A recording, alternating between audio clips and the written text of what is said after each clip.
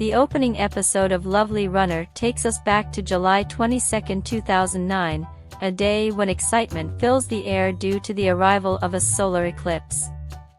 However, Im Sol, hospitalized and confined to her bed, remains indifferent to the collective enthusiasm.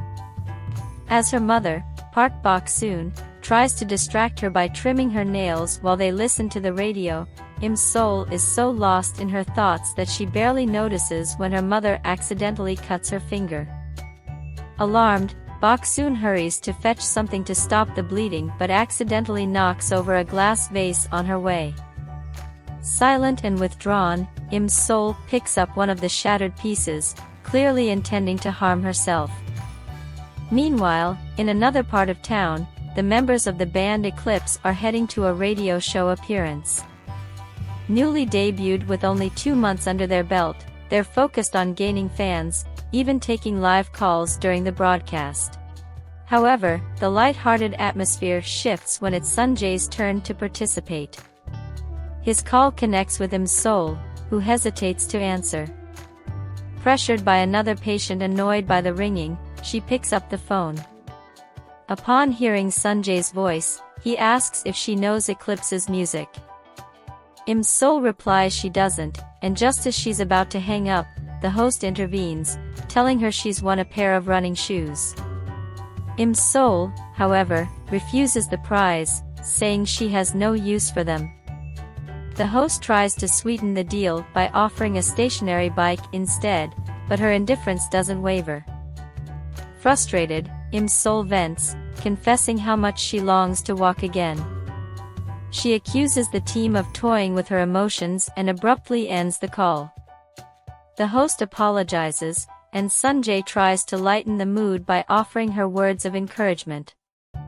He thanks her for staying alive and pleads with her to keep going for the sake of those who love her. Touched by his sincerity, Im Sol begins to cry. Her mother returns and comforts her. The story then leaps forward to December 2022. At this point, we see a renewed, much happier Im Sol. She has become a devoted fan of Eclipse, her room adorned with posters, official merchandise, and photos of her favorite member, Ryu Seon-Jae. Among her cherished possessions is a themed watch, currently in her grandmother's hands after being taken from its display. After some negotiation and a small bribe, Im Sol manages to reclaim it. On this day, Im Sol is excited about Eclipse's comeback concert, their first in 5 years. She shares her enthusiasm with her mother while the band members grapple with challenges of their own. Seon-Jae, exhausted and disillusioned, is determined to leave the group, despite opposition from his manager. Later, while finishing a last-minute video editing job for a shaman client, Im Sol prepares for the concert.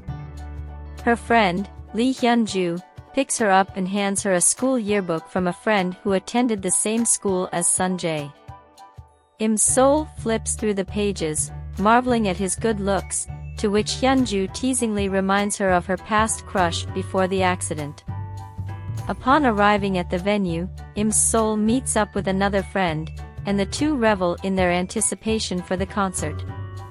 Meanwhile, some solo fans criticize the attention Seon-Jae receives compared to the other members, but Im Sol pays no mind. Just then, she gets a call about a job interview she had applied for and decides to attend since there are still 2 hours before the concert begins. Unfortunately, the interview doesn't go as planned. Due to accessibility issues at the venue, she is rejected. Despite the disappointment, Im Sol stays composed and returns to the concert. However, a series of setbacks prevents her from enjoying the event. Stuck in traffic, she loses her ticket and arrives late, only to be denied entry. Nevertheless, she finds solace in listening to the music from outside, particularly when Seon-Jae sings the song that made her a fan, a melody about finding someone special, like summer rain. After the concert, tensions rise within the band. In-hyuk confronts Seon-Jae about his decision to leave, feeling betrayed for not being told earlier. Emotionally drained, Seon-Jae promises to talk later and leaves on his own. Meanwhile, Im-sol, caught in another stroke of bad luck, gets stranded in the snow when her phone breaks. By chance, Seon-Jae comes across her and offers his help. Overwhelmed, Im-sol tearfully admits she's his fan. Seon-Jae kindly shields her from the snow with his umbrella and hands her a hand warmer. She thanks him, expressing how much his music has helped her through tough times. Hyun-ju arrives to pick her up, and Seon-Jae accepts a gift given by fans. Later that night, Im-sol talks to her mother about the accident that changed her life, but Bok-soon avoids the topic. Meanwhile, Seon-Jae, in the solitude of his hotel room, has an emotional breakdown and jumps from his balcony into a pool. News of his death spreads quickly, leaving Im-sol devastated. Clutching the themed watch, she runs toward a river. At the moment the watch emits a mysterious light, she is transported back to 2008.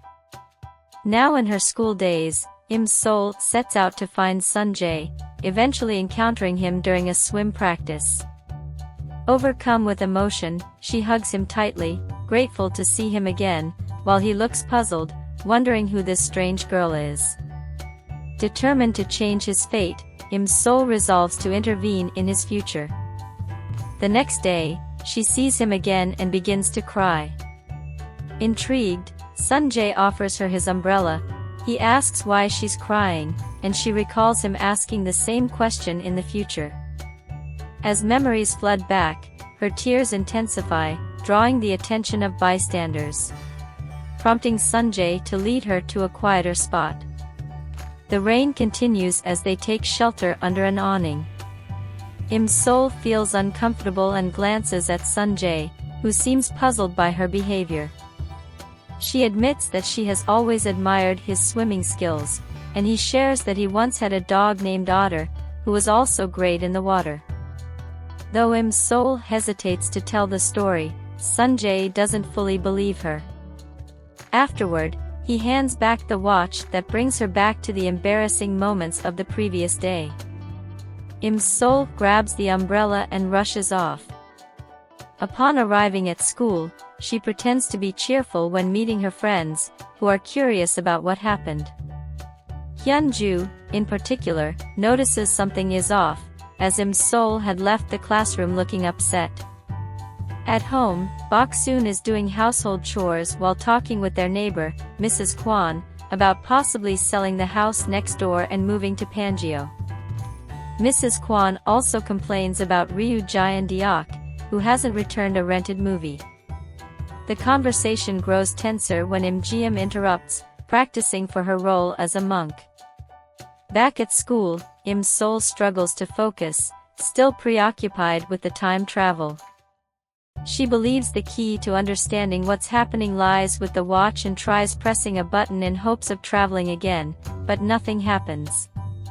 When the teacher calls on her to solve a math problem, she makes an excuse about cramps and heads to the infirmary, but in reality, she's looking for Seon-Jae at school. At the gym, she spots him from afar but is distracted by the smell of cigarette smoke. She investigates and finds 3 boys smoking. Just as she's about to confront them, Tae-sung appears and quickly resolves the situation. Despite this, Im-sol can't hold back and intervenes. The confrontation draws in other bullies, and Tae-sung swiftly pulls her away and urges her to run. They manage to escape to safety. Tae-sung then pulls cigarettes from his bag and lights one, but Im-sol tries to stop him. At that moment, she remembers that she used to like him in the past. Tae-sung, the typical bad boy, charming, troubled, and adored by girls, finds Im-sol's behavior surprising, especially since they had met the previous morning. A teacher catches them arguing, and to avoid complications, Tae-sung runs off, leaving the cigarettes and lighter behind. The teacher doesn't believe Im-sol's story and punishes her, forcing her to kneel in front of the school. Meanwhile, Seon-Jae, watching from a distance, becomes convinced that Im-sol is a smoker. He advises her to quit, as the security cameras won't capture the situation. After school, Im-sol unexpectedly bumps into Tae-sung again, and they begin to argue. However, a girl clearly interested in him interrupts.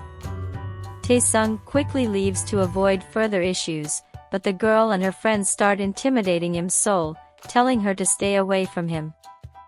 Later, Im-sol seeks advice from Hyun-ju on how to approach a boy. Hyun-ju suggests that first impressions are everything but also warns her about the potential pitfalls. She jokes that Im-sol has no way with boys but suggests she send a friend request to him. Im-sol had already written a love letter to Tae-sung, but he rejected her. However, this happened before her time travel, and she doesn't remember it. She finds the letter at home, and Im-ji-um mocks her situation. Meanwhile, Seon-Jae is training to improve his swimming. He sees Im-sol's friend request but decides to ignore it. The next day, they meet at the bus stop. Im-sol feels discouraged but decides to return his umbrella and try to start a conversation. During the bus ride, she almost falls, but Seon-Jae catches her. When they arrive at their stop, Im-sol gets shoved by the crowd and can't get off the bus, causing the umbrella to slip from her hand. Seon-Jae runs after the bus, asking the driver to stop, acting like a hero. The girls around are impressed, and Im-sol is too. However, Seon-Jae denies any intention of being kind, saying he just wanted the umbrella back. Im-sol challenges him, suggesting he smell her fingers to check if they smell like cigarettes. He refuses, and in the process, she accidentally pokes his nose. In-hyuk, observing the scene, begins to tease Seon-Jae. In-hyuk later tells Seon-Jae that Im-sol has a crush on Tae-sung and even left him secret chocolates. Seon-Jae is surprised and a bit annoyed by this news. Meanwhile, Im-sol finds a swimming competition ribbon and remembers something from the future. She recalls that this competition marks the end of Seon-Jae's swimming career. She decides she must stop him from participating. She tries to warn him, but every time she mentions the future, time freezes. Im-sol switches tactics, knowing Seon-Jae is stubborn. He's determined to return to his swimming career despite the challenges. His teammate, Hyun-gu, doesn't approve and mocks him. We learn that Seon-Jae is recovering from surgery and should avoid strenuous efforts, but Im-sol doesn't give up and insists he check his shoulder before competing. Meanwhile, the argument between Seon-Jae's father and Im-sol's mother about the rented movie continues. Tae-sung's life isn't easy either, as he's reported to the police for another fight.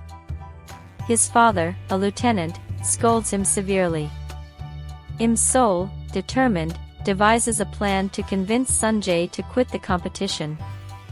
She dresses as an old woman and pretends to have mystical powers, warning him about a ghost in the water that is haunting him. She describes details of his body and shoulder to persuade him, and Seon-Jae, nervous, promises not to enter the water, though he doesn't believe her. On her way home, Im-sol runs into Tae-sung and tries to help him with an injury. They talk about his problems, and he reveals that his parents wouldn't care if he dropped out of school. The tension between them grows until Tae-sung jokes about the money Seon-Jae had given Im-sol. He ends up falling into a puddle, which makes Im-sol angry. As Im-sol walks home, Tae-sung follows her, apologizing. They run into Seon-Jae, who sees the scene and walks away, thinking she's mocking him. Im-sol, however, insists that he's in danger. To her surprise, she discovers that Seon-Jae is her neighbor. The episode ends with Seon-Jae reflecting on Im-sol's words. He decides to return to school to train, and Im-sol follows, determined to stop him. They face off again, with Im-sol trying to explain her intentions, but Seon-Jae, increasingly irritated, doesn't believe her. Time freezes once again, and the episode ends with growing tension. Finally, in the epilogue, it's clear that Seon-Jae has liked him soul from the beginning. Unknowingly, he was kind to her, despite her not recognizing him as the new neighbor. The story ends with Seon-Jae looking at a photo of the two of them in the future, kept in his room. If you enjoyed this, please subscribe to the channel, leave a like, or comment. It's really important for the channel.